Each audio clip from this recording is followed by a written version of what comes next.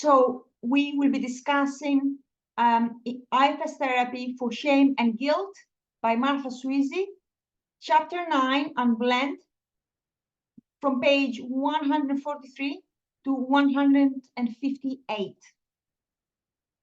And if we take a moment to think about what we liked or any questions we have. I just put a brief thing in the comments because I always think it's good to go back and start with, okay, what is unblending? To put the whole discussion in context, some of us might be newer to IFS, so I'll just quote what's in the chat that you can reread if you want to. Unblending is a key concept in Richard Schwartz's internal family systems model, IFS for short. The purpose of unblending is to unblend, that is, to unfuse your core self from the parts that have taken over and reclaim control. So self and parts, two of the central concepts of this. So now we can, just to put that in context, thanks. That's brilliant. Anne, you've got your hand up? Oh, yeah. So I had a question about the technique of who do you see? So it happened earlier in the book as well, but in this chapter, it happened in the first script with Eliza, the situation with the 19-year-old girl on page 145. The therapist says, there's another Eliza who's not the anxious part. She could help you. Would you like to meet her? And Eliza's manager says, okay. Therapist says, look Eliza in the eye. Who do you see? Eliza's manager says, an anxious girl. Therapist says, okay, I'll speak with the anxious girl and you can listen. She says, are you there? Eliza nods. Would you be willing to move over and sit next to Eliza so everyone can see you and her? Eliza nods, thanks. Therapist still talking. Now I'll talk again with the one who doesn't like the anxiety. Are you there? Eliza nods. Look Eliza in the eye again. Who do you see now? And in the script, Eliza then says, it says, where have you been? And apparently she sees herself. And so my question was, is it that just happens? Like there's no, the anxious girl wasn't listened to, that the other people weren't listened to. We didn't talk to them that much. It was just like, would you want to step aside? Would you want to step aside? Oh, all of a sudden, the client sees their self. I mean, is that what your guys' experience? Just if you just say, okay, would you willing to sit aside? Who do you see now? Oh, okay, would you willing to sit aside? Who do you see now? Does that actually uncover the self? It seems kind of too easy, or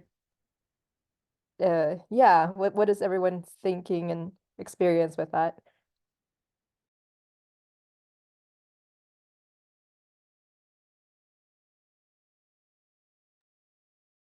Was it page 145 that you were on? Yes, 145, toward the bottom of 145. The Eliza. Toward the bottom, you said, is where you started? Yeah, okay. Eliza's manager, yeah. With the therapist says, look Eliza in the eye, who do you see?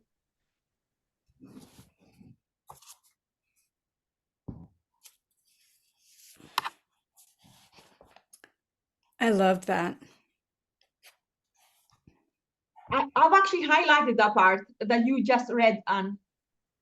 Oh yeah, me too. Cool. Yeah. And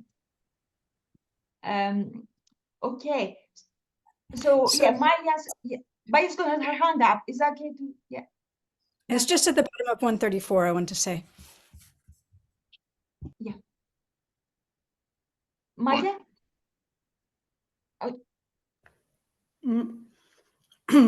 Sorry, I just wanted to ask, I see where this is on page 145. Yeah. Look Eliza in the eye, who do you see? An anxious girl. But if it's possible to have like a little bit more clarity what the question was, I would be really happy.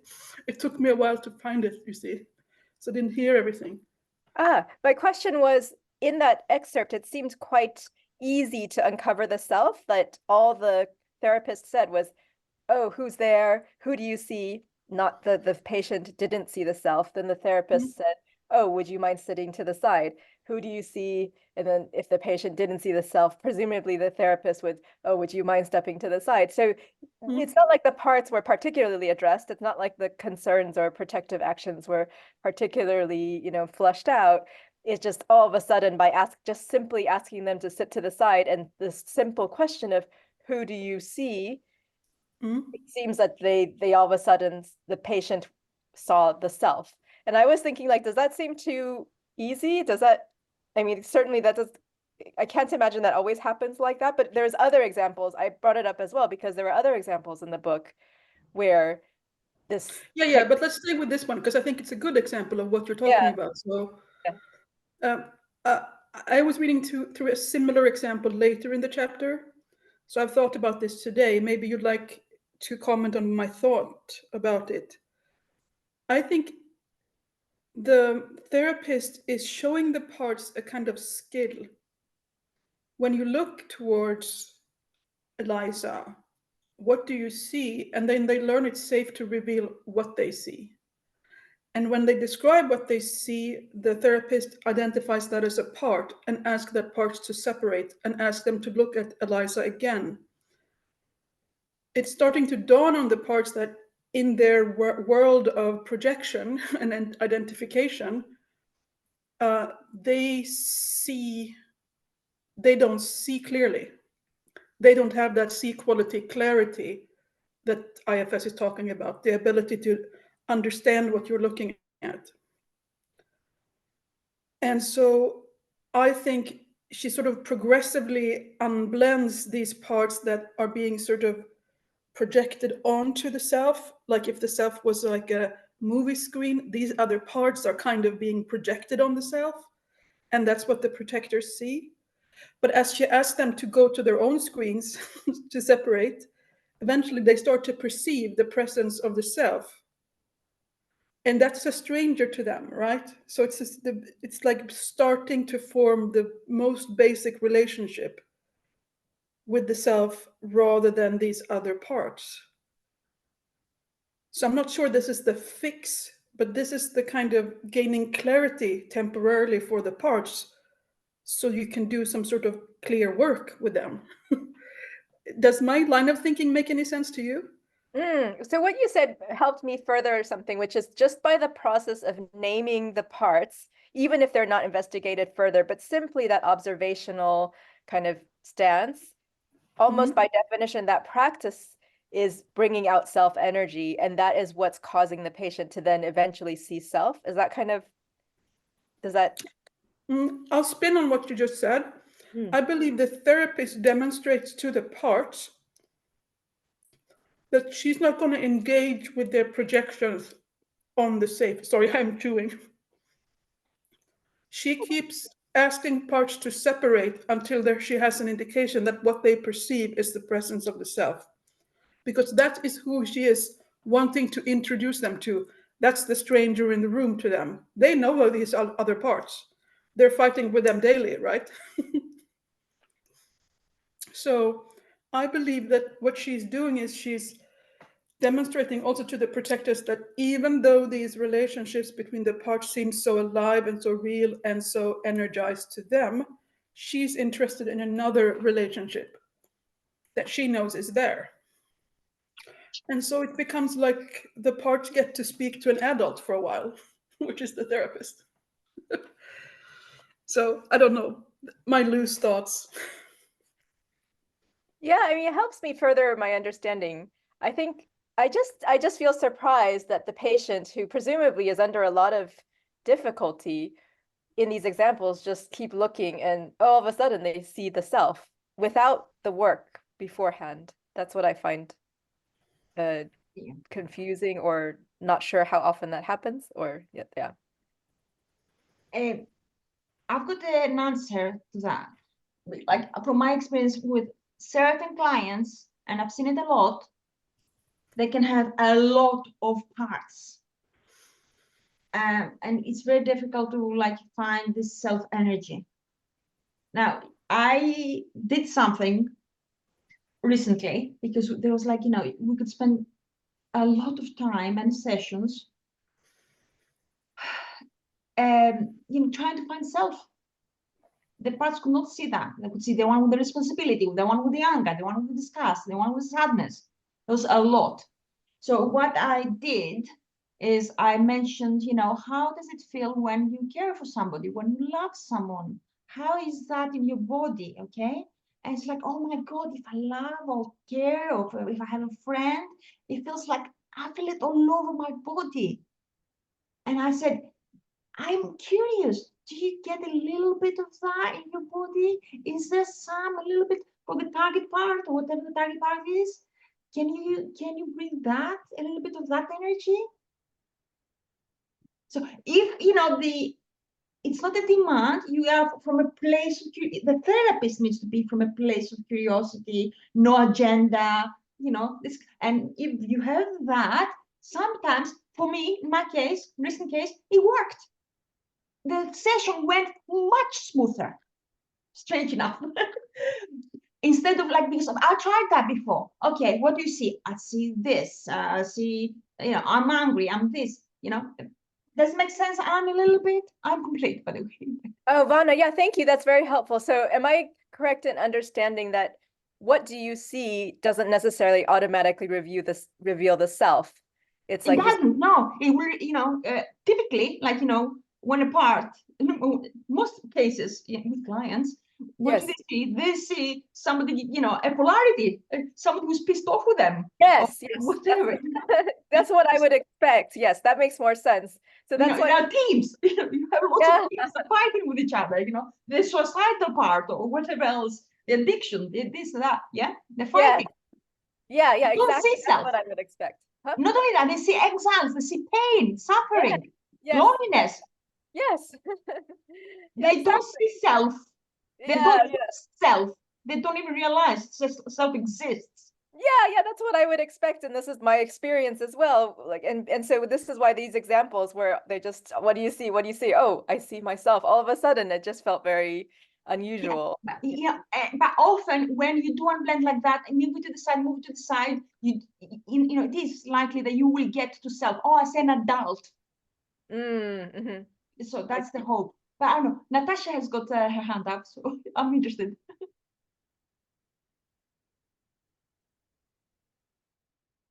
I love this conversation, and something that Maya said is something that I really want to kind of underline, is that the therapist progressively builds a skill, but in the process is progressively building a relationship. All of this is, the skill is on blending.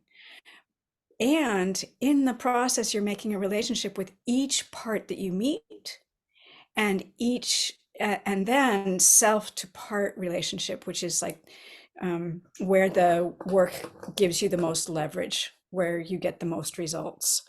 So when she asks, what do you see?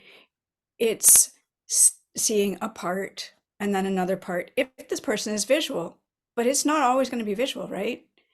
Can you look that one in the eye? Can you feel that all over your body? Do you, where do you feel self? Oh, it's in my heart.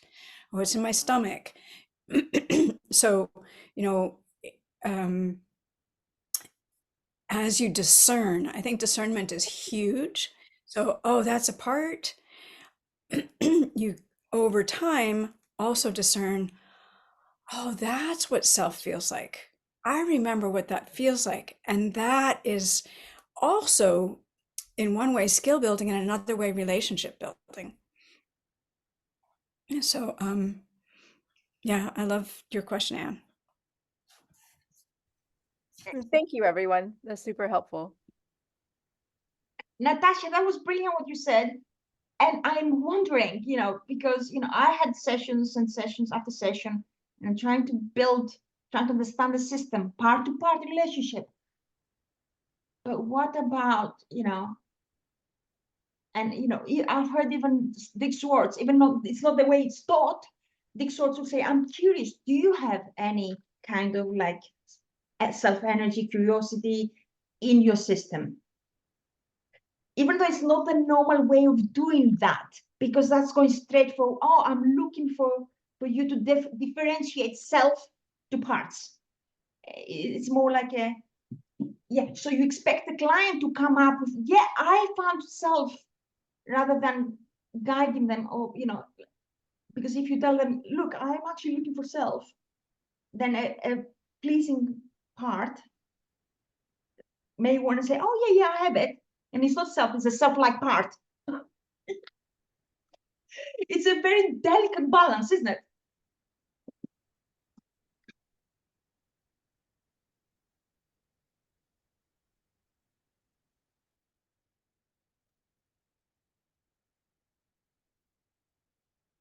Yeah. Natasha, I can't hear you if you said anything. No, it's okay. Marlene? Hello. This has been a great, great discussion. And right above on page 145 as well, I think, or 143, above where it says Eliza notices herself, there's a sentence that reminds me what the protectors obscure, that protective parts obscure the compass. You know, we lose our compass, we lose our direction because of the activities of the protective parts. And then they list these activities: avoidance, denial, distraction, dissociation, suppression, erasure. You know, that is so amazing to me, because all of these approaches, I'll call them, totally derail any contact with self or any access to self. And what hits me about these avoidance, denial, distraction, erasure, I mean, this is so powerful, is that I can live this way, or a person can live this way blended for such a long time and have minimal glimpses of self. Because how do we get past denial? Denial's not lying. I don't know that I'm in denial. It takes a relationship with another person who has access to self. And what's interesting about addiction for me, and specifically, and 12-step meetings, is it's not the religion. I don't like religion. It's not the spirit. I like spiritual. It's not that part so much as the group. The group of drunks is what penetrates the avoidance, denial, distraction, etc. And that's such a beautiful, once again, the importance of relationship. I cannot think my way out of my problems. And so, I don't know, I feel passion in that. Thank you, and I'm out.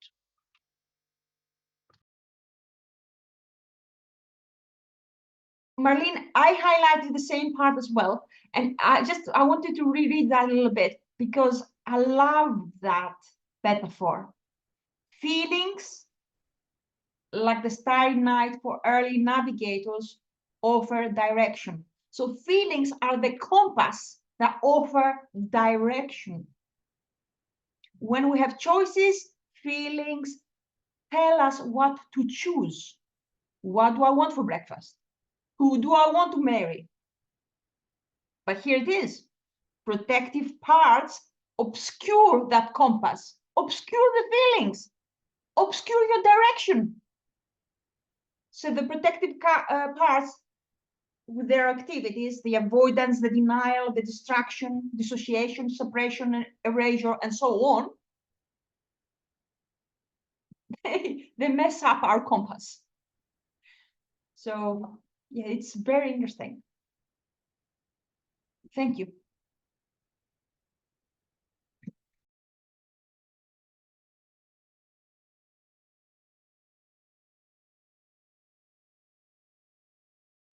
Mark? Yeah, I just wanted to elaborate on that, because that is so incredible, that sentence that we just started talking about. The how do the protective parts obscure the compass? And the compass is presumably like when we have access to our capital S self. And I was thinking yesterday, I had a student this semester that twice, so it's twice in the last 3 months that I've had an extremely rude student.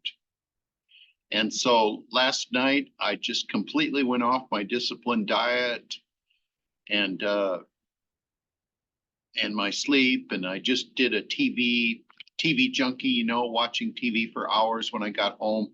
And it was like this denial, suppression, and all that stuff of being blended with or trying to protect yourself against these feelings. And that's like losing access to your compass, and because of stress and previous traumas in your life. So this is just, I just love that sentence. It's so powerful what you can learn from just the focus. Protective parts obscure that compass. And I think of the virtue compass of the Greeks and the 8 different virtues. I am always drawing that in my notes, a circle with eight different directions and stuff. And oh yeah, when I woke up this morning, I realized, okay, let's get back on the horse and away from being trauma and learn from this, and so on. So the suppression of your emotions and trying to escape into TV, food. I almost bought a 6-pack, you know, but I didn't do that. But I just did food, and I just did wasting my time and getting into TV to escape. And I did feel lost, and that's like, I guess when we do that thing in the morning about a scale of 1 to 10, if I did a scale of 1 to 10 for my blending would have been like a 9 or a 10 last night. And now I'm moving back towards being less blended all the time. So just to put it in the focus of this chapter. So I guess I'm complete. And oh, just one thing. I kind of have this thing that I learned from the Bible. Like now it's like, where are we at? Page 144, first paragraph, 5th sentence of the section, when protectors unblend, everyone can feel. Because it just takes forever to find when somebody says, okay, on this page where it says this, like if you tell which paragraph or something, and even where at in the paragraph, it helps us to get to it and stuff. And you can feel free to put, you know, a little bit of a pause in your sentences too, because when you read so fast, it's hard to even think about what we're trying to share and focus on. So anyway, thank you very much.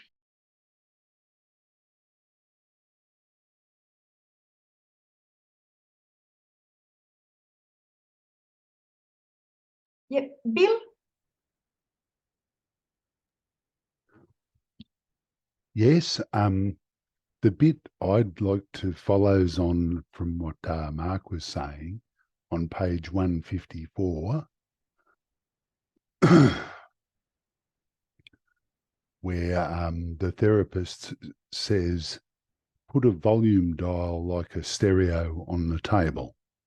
It goes from 1 to 10 and controls how much she shares her feelings with you. It doesn't control her feelings, right? Just how much she shares her feelings with you right now. Okay. Selma nods. Now tell her where to set the dial so you can stay with her.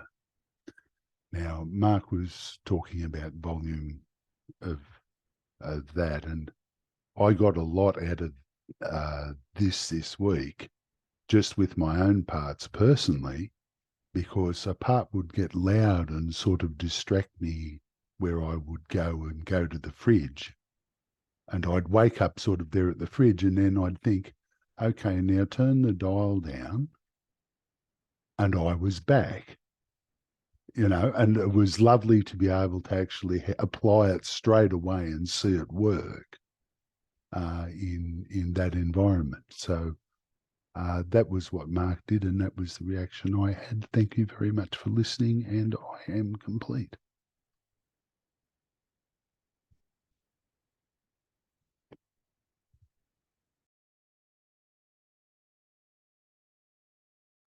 Anne? I think the concept of feelings being a compass, it's very beautiful. I think it could use some additional caveats there, because the sort of covering feelings like anger or I don't know, jealousy or whatever it is, those aren't the feelings that are as much compass. They're still trailheads to, more core feelings that tell us what we really care about. But parts have feelings, I guess, right? I don't know if they elaborated on that particular section, but parts have reactive feelings that are reacting to parts like distorted needs, which then no longer, those parts feelings can be the cloud that get in the way of the feelings of the self or the vulnerable feelings.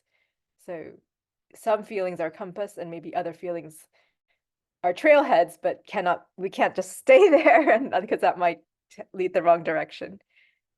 Yeah, I'm complete. Maya? Yeah, I'd love to react to both the last two people who said something. I'm sorry if I'm a little bit bad with names today. I have a confusion part, I guess, but please bear with me. Just wanted to say I really loved hearing that somebody had been able to use something in practice from the book like that. That gave me like a really strong, warm feeling. And then the second is that I love this idea of talking about feeling as a compass, but then contrast that with whose feelings and what compass, because the part is in a particular world where there are only certain directions. It is the polarized part, it is the external person that hurts them, and it's the exile or some set of other parts. And they don't have the full range on the compass, right? So what we bring when we bring what is like the total essence of, I guess, IFS therapy is we bring in somebody who has another range of compass, which is the self presence. And so they can get a perspective from the self, which is another one of those qualities that is associated with the self. But that is a gift that the self can give to the parts, that I have more perspective, I have a better compass than you have, and let's collaborate about how to resolve this. I think it's lovely to think of it as the parts have a set of compasses, the self has another set of compasses, and let's all synchronize compasses, if that makes sense. Thank you.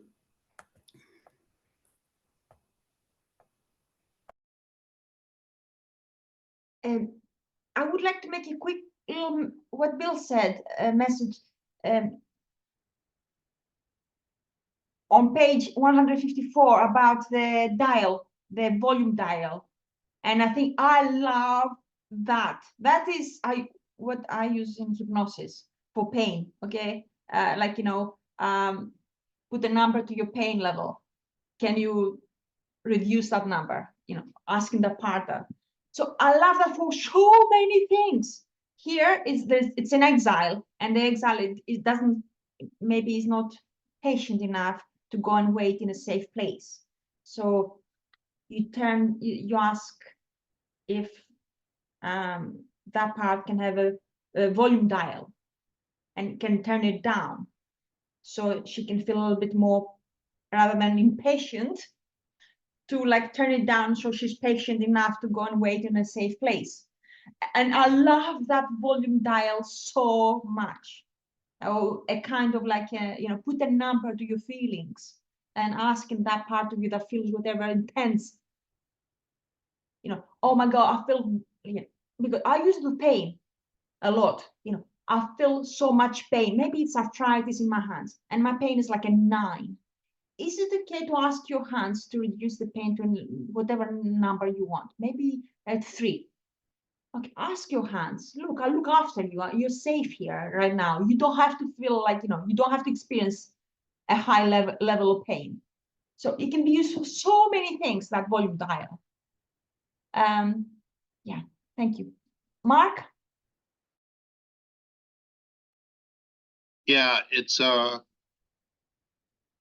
that same section on page 154, then what you were just saying, Vanna, I was thinking of a metaphor or analogy or something about the iceberg, and you can think of the Titanic movie if you want to, but that idea of putting a volume dial on the table goes from 1 to 10 and controls how much that this protector or this part shares her feelings with you. Then you could say, well, if she doesn't want to share her feelings, well, just how much she shares her feelings with you right now. Okay. Tell her where to set the dial so you can stay with her. So I love that because it's like some part of myself doesn't want to share with you, like what I was talking about, but maybe a little bit. So you could say, oh, would on a scale 1 to 10, would you want to share just a little bit? So that's the idea. Okay, that seems safe. That's separate. 10%. I think I can share just a little bit about that with you. And then what's going to happen? That's, more understanding, but it's like if you're in a therapy process, you're going to be meeting once or twice a week for the next 6 months. So you reveal 10% today. What's going to happen a week or two from now when you're ready to share some more? 20, 30%. And pretty soon it's like, oh my gosh, I'm not totally blended with that part anymore. And I've grown so much and everything. So I just think of an iceberg and sharing the 10% that we supposedly see when we see an iceberg. And there's a lot more underneath, but be so happy. And it's safe to just share that 10% part. And it's dangerous to think that that's the only part that's there. Like, they tell ship captains, it looks pretty small, but remember, there's a huge chunk of ice underneath that. So I'm never going to think of the movie Titanic in the same way now again. I'll always be thinking back, this connects up to IFS. So anyway, thank you. I'm complete. Just a quick comment that I agree. And, I think it's part of the fleshing out, makes it more concrete, more relatable when you put a number to something rather than just a feeling. What is a feeling or whatever? I feel like sharing so much or whatever. But if you put a number, it feels more concrete. And if it's concrete, you can help it, you can change it. And Natasha. Yeah? I have a client who describes the experience of parts overwhelming self as a dog pile. And in my childhood, we used to say pig pile on Tasha or whatever. And so everybody would then, like, somebody would be on the ground and everybody would just make a pile on that person. And that's how I kind of am wondering about this dial. I love it. And, it's not the part that goes away. It's the part that blends so much that the self isn't there anymore. And so it's teaching the self not to overwhelm the system. And so, when protective parts take over, it can be like you self don't exist. And yet when those parts are ready, there you are. You've been there all the time because you're always there. You can take care of this little one. What makes the protective parts ready? You notice them, they notice you, they understand you intend to help. And this little one waiting to be heard, this exile, she doesn't have to feel patient, she just has to be patient. But this thing is that, when she turns the dial up to 10, she's pigpiling on that self. She's blending so much that she fills up the self space. And I wonder how we can prevent that part from feeling guilty about it. I'm too much.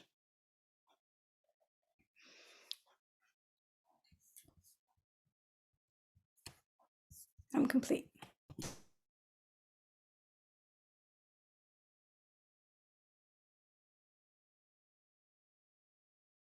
I kind of get what you're saying, and it is again a delicate balance.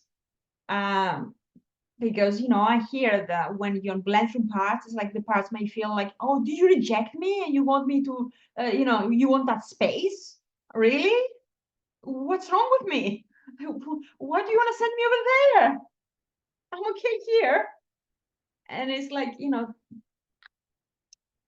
but again, if they don't soften back a little bit and they overwhelm you, they're not going to be able to see you, and you're not going to be able to help them and support them. Oh, I don't know. So Maya. Yeah, I want to chime in on that. How can we support a part that may feel shamed about being told that it has to reduce whatever it's doing, as I guess the essential of the question? I think the practical route that Vonna approaches is one way, and that's a wisdom, a knowledge that the therapist has, which the part doesn't have yet, which is why you need to be a little bit delicate in how you deliver it, because you don't want to feel like, oh, you're stupid, you should have known this or whatever. But the therapist knows, and the part tends to not know, that as the more it is projecting on the self or merge with the self or share feelings, its strong feelings with the self, the more other parts react and the less able is the self to be a unique entity in relationship with the part. And so by teaching the practice of, I'm here for you, but I want to show you that I am here for you. And an experiment we can do is you take all those strong feelings you are capable of wielding, which I appreciate that you have, and I recognize that you have, and you just pull them in a tiny bit. And then you look at me. And how do you perceive me differently? How do you feel differently when you do that? So you're teaching them control over their energy.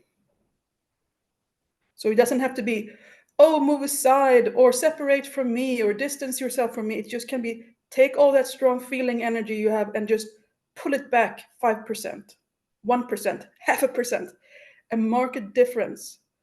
And then slowly you teach the part how to experiment with their use of energy in that sense. Does this make any sense to anybody but me? Because I'm not sure that it does. Thank you. Thank you for confirming that visually. I was complete there.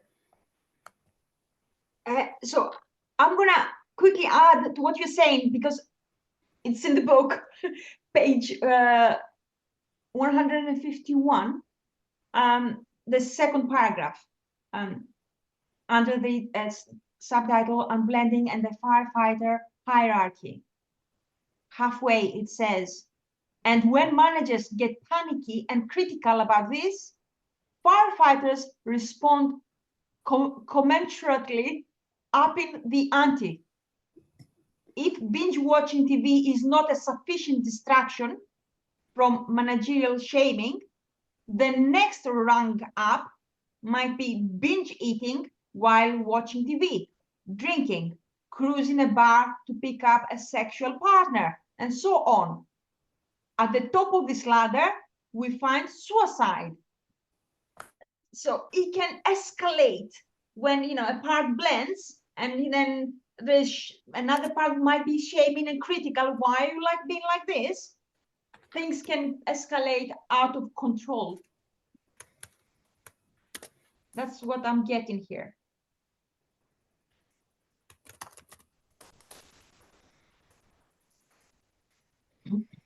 Yes. Well, I just had a quick additional thought about the 1 to 10, which is by really asking that very focused question, you're putting so much attention, even the fact of trying to modulate and calibrate is itself a type of more detailed attention, adding granularity to your experience of that feeling or that part. And so in a way, it's sometimes like with more theater therapy or drama therapy, art therapy, when you try to express a part of yourself, that way of trying to express it is a different way of really looking with granularity while maintaining, hi Mark, a distance, the healthy self-energy distance. And so maybe this 1 to 10 also is a way to pay extra special attention, because you're like, oh, can we make it a 5? Can we make it a 3? Can we make it a 7? So it's inviting, as I think Maja was saying about the inviting, playing with flexibility with that very specific part. So it's inviting a extra level of attention in another way. Yeah, I'm complete. Yeah. Marlene?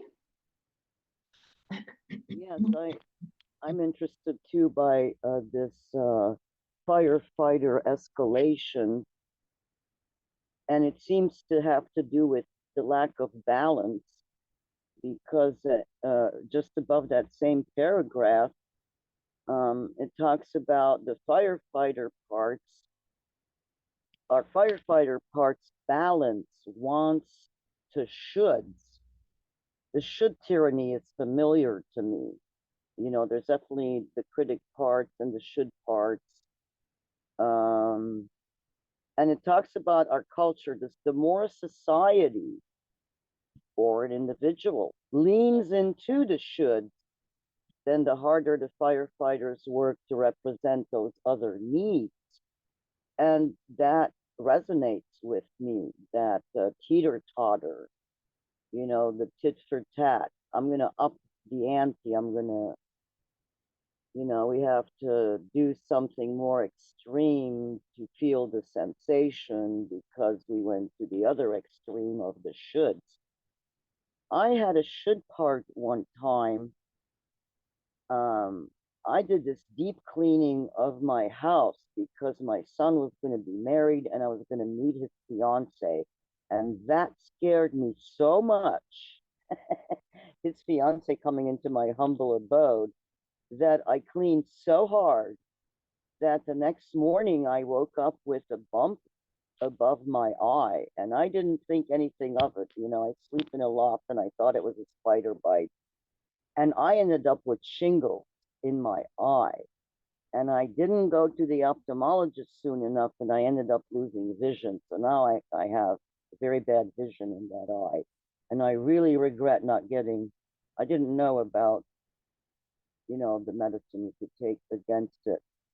But to have that much stress and not notice, to be so blended with a part that says should, that you get this horrendous permanent loss invoking disease, that to me is more extreme than the firefighter who gets drunk and has a one-night stand. You know, that passes. The other thing didn't pass. So that kind of blows my mind. Anyway, the wants versus the should. Thank you. I'm out. Thank you, Marlene.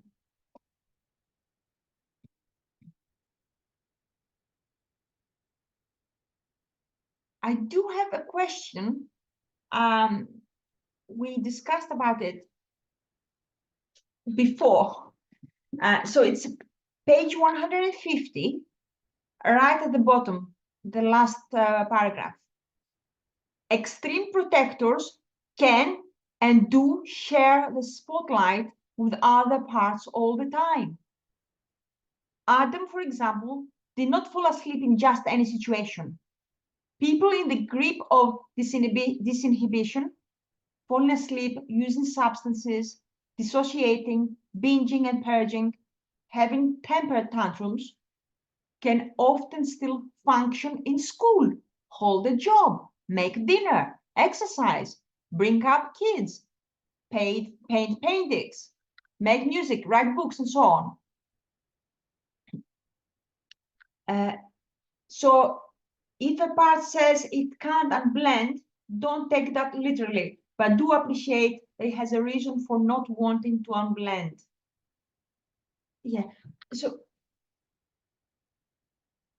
I'm interested in what? In this situation where extreme protectors take over, and at times we can have a totally normal life. The same kind of thing, that's page 150 at the end. And page 36 is, she discusses the similar thing. And I think I'll go and visit like page 36 because it's quite interesting, and I'll explain. Sorry, it takes a little bit of time. So page 36, it says, in fact, even fanatically controlling protectors routinely unblend to let other parts do mundane maintenance tasks, make lunch, walk the dog, go to school, go to work, and so on. However, their willingness to let others handle maintenance does not imply a willingness to cede leadership to the client's self. Similarly, if polarized arguing protectors only have eyes for each other, their problem is unwillingness. As a result, I've come to assume that parts who won't separate could do so if they were willing. Wow. We discussed this, it wasn't recorded, but in our private time, because people were like, some people felt that it doesn't have, it may be willing, but maybe the protectors cannot. So are we willing, or we don't have the ability? So that was it. But yeah, my one question is though, because I've experienced this with clients, even myself, with addiction. You can think, you listen to all those podcasts. They say, you just learn to be with your feelings. Don't be an alcoholic, okay? Just be with your feelings. Don't binge it or whatever. Just learn to be with your feelings. That's what podcasts teach you. You can do it in the morning. You can go to work and be totally functional. Yes. So even fanatically controlling protectors routinely unblend to let you go to work, to be functional. But it doesn't mean that they're not still there. Like, I feel like they're simmering underneath, waiting for their chance. I think this is a really big, how can I say, big concept to try to understand what's going on, because so many people think that if I learned to be with my feelings and ignore the alcohol addiction or whatever other addiction, just be with my feelings. That's what I'm learning from reading books and podcasts and whatever. I can do it in the morning. I'm so functional. So I don't know. Yeah, Yeah, I highlighted that part too. So I had the same question. And I didn't understand, like, they're saying extreme protectors share the spotlights, saying, okay, so sometimes you can go to work, be functional, etc. And then, so it says, if the part says it can't unblend, don't take that literally. But so that sentence, which is on the top of page 151, after she gives the examples of, okay, you functional, go to work, write books, etc. And then she says that sentence. So if a part says it can't unblend, don't take that literally, but do appreciate it has a reason for not wanting to unblend. I'm confused by that because I thought the point, yeah, I have the same question, Rana, that you proposed, because I thought the point is that you, even though you go to school or you do your work, you write your book, and then you still overeat, then that means that the part isn't unblended. But then it seems like that sentence is implying that the fact that someone's functional can do other things is evidence that the part can unblend. Is that right? But that doesn't that contradicts what I thought the whole point was, right? I thought the point was the fact that don't get fooled by the fact that they're functional or we're functional sometimes. Because exactly like you say, I could feel in touch with my feelings all day, all good, all good, all good. And then boom, all of a sudden I'm tired or just, oh, I want to inhale the whole bag of candy or crisps or whatever, right? It just takes like a 10-minute lapse in feeling to like, yeah, just do the thing that, you know, you're trying to not do. So yeah, it seems very doesn't address the problem. I feel like there's something missing still. Yeah, so. Yeah, thank you. Natasha?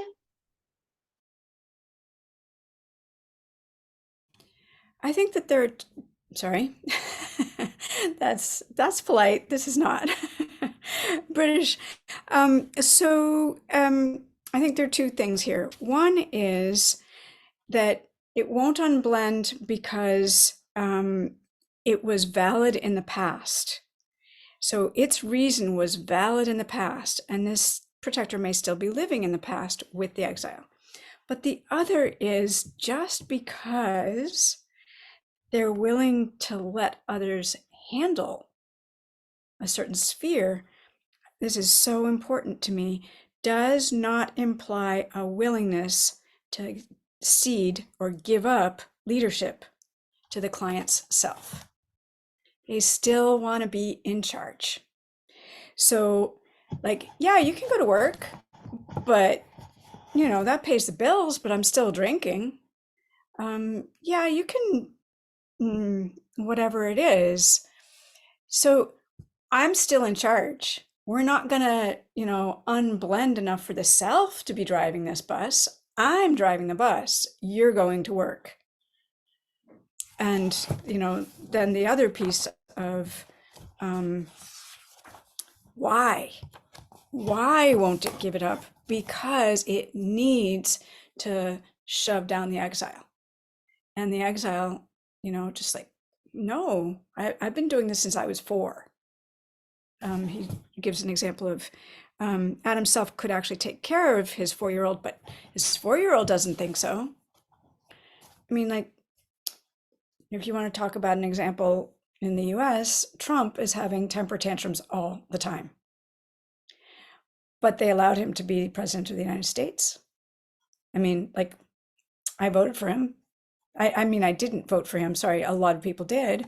And there was a time when he was in charge with temper tantrums. Did that mean he was running the country well? No. His temper was out of control. His revenge tendencies were out of control all the time. But people still let him be there. So that's if we then could get time with him and get him to hear his you know, temper tantruming self and and have his self come forward and do some of the work, imagine it would be a lot of effort to you know, that one would have so much attachment to being in charge and would never give up leadership unless I don't know what. So anyway, I think that we need to know the reason that it won't give up, and we need to understand how much it wants to be in charge. That's it. Great. Maya? Yes, and I'd like to follow that with, and when it wants to be in charge. Because the certain sets of protectors who have sort of different responsibilities have sort of a implicit agreement that a person is allowed to go to work and make money. That may be a low trigger situation for certain of those protectors' exiles, and that's okay. But if you turn in a therapy situation to the part, that's a red hot situation for the part. And it may be unwilling to unblend from its task in that situation. but it may be unwilling to unblend from its addictive behavior when the person is at work. Those are two different situations and two different when and where, so to speak. So I would like to see the original question posed like, isn't this the whole point of it, and doesn't it work this way, as kind of condition on the situation and how needful the part thinks or believes it is to protect at maximum at a particular situation or relation or event. And that may vary. But I'll give as a personal example what is my belief about my life, for example, that for a very long time I had a major protector who was running my whole studying life, for example, and my work life. And before I understood anything about IFS, I would have said that's my personality. That's who I am, you know. But that part was able to produce results that were, in the eyes of society, extremely successful. And just that way, certain people believe that politicians voted into service are showing them the credentials that society will reward as successful. So I understand in hindsight that a lot of my parts were suffering under the dictatorship of my work life part. If we bring the idea of good or healthy rulership back to the personal. But that doesn't mean that the part has been shown that it is an alternative for it to step down yet. And until that has happened, I don't think it's fair to expect a part that's taken a huge responsibility for a person's life to even consider stepping down, you know? So, okay, I'm having a part up that feels like I was oversharing about my private life. So I think I'll stop there. Thank you. And Maria? Thank you. I so appreciate your vulnerability. What that reminds me of, this cohesion or this collusion between angry, narcissistic spectrum types with the more codependent, laissez-faire type, is that parts beget parts. Who is it that's attracted to authoritarianism? Why is it popular with some people? It's because it touches upon their shadow parts. Their dark parts can come out in the light and not be shamed. That's sort of how I see it. And thank you. I'm out.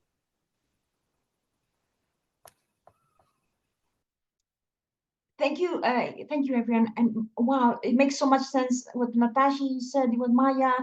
Wow, what you said, something, Maya, is what I'm getting is the different systems.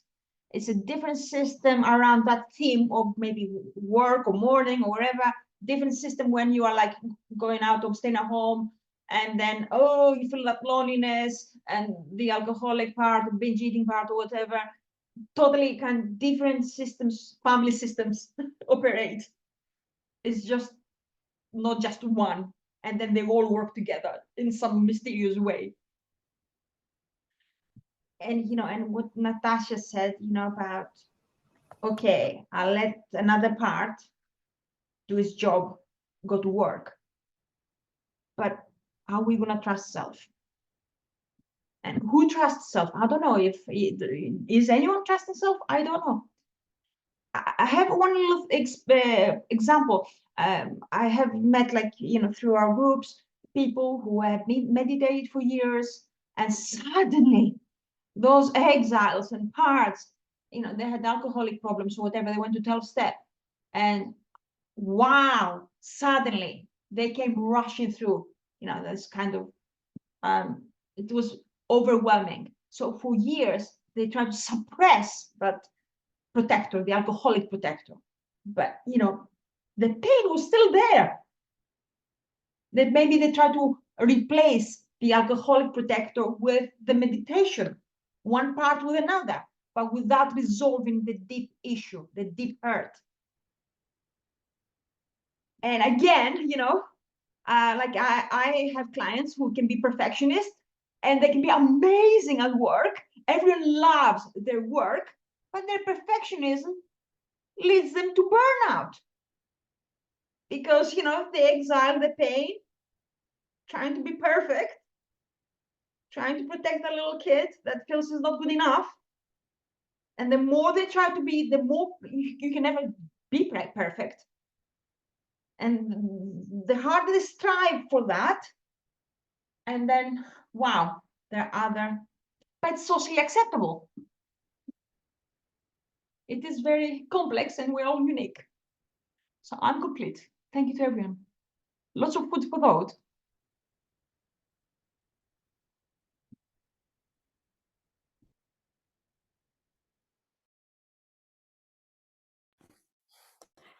I'm wondering about unblending and whether standing down is the same as unblending. So if a part is taking power and then, you know, like binging in the evening, and then stands down in order to go to work, is that unblending or is that just standing down? And I think that it's just standing down because it's still remaining blended with the person, but not on duty. So I don't know. And I like what you just said, Vana, but it was good.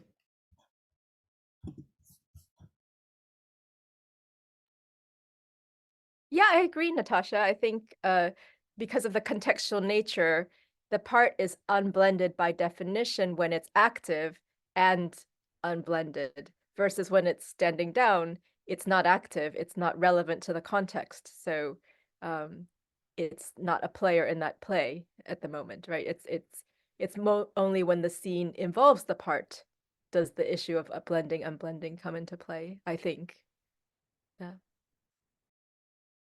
So the way I thought, you know, from what like Maya was saying is like, could be like different family systems operating. You know, you can have a theme of the binge theme and different parts around that. You know, we can map our parts around that theme. And the other thing I'm thinking of is you have, say, a part that wants to be, works hard, wants to be productive, as a perfectionist. But that part, trying to protect whatever is going on, you know, somebody like an unworthy little kid, that part might get tired. It cannot work forever. So I'm tired, then I'm gonna get on the Netflix part and I'm gonna binge on Netflix because that's too much. So it's one part to another. One part stands down because it gets tired, another part steps in. But you know, where is the self in all that?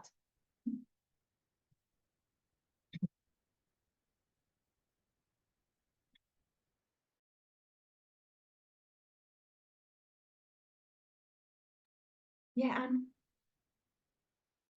I had a different question. Is Natasha okay with the question that she just asked?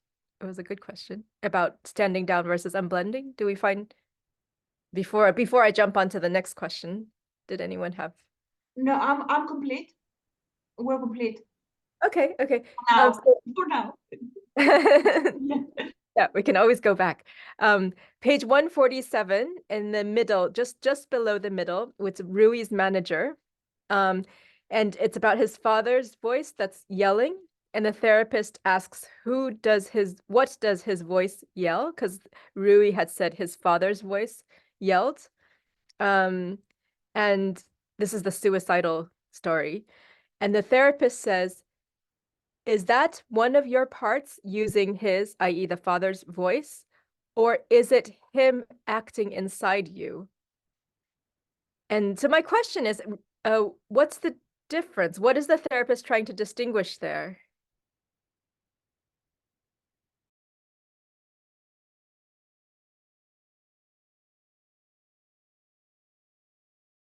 In and say that we can internalize the father, and so the father kind of comes and lives inside of us, or we can have thoughts, should society, something that we made, use a voice to say something. Does that make sense? So the therapist is asking, how much is this really just fully your father's identity versus a different identity, but that has a component of your father, i.e. his voice and maybe some similarities? Is that? Exactly. Oh, great. Okay. Thank you. That's great. I'm getting a little bit, like maybe a legacy burden. I'm not saying this is a legacy burden, but how legacy burdens come across, we experience them in our system, or unattached burdens or something like that. But I would think you still treat them in the same kind of way, but you have a better understanding of your own system. This is the beauty of this, understanding your inner world. Is this my part that took on the father's voice, energy, or is it something outside of me? You will possibly still ask it the same IFS questions to get to know it. But the key is get to know your system. That's really helpful, Vanda. It's just another granularity question, I guess, right? Yes, yes. Making that distinction, differentiation. Yes. Yeah, great. Thank you. And I love the words discernment. How do you discern who that is? Is that me? I have to discern between me and my dad.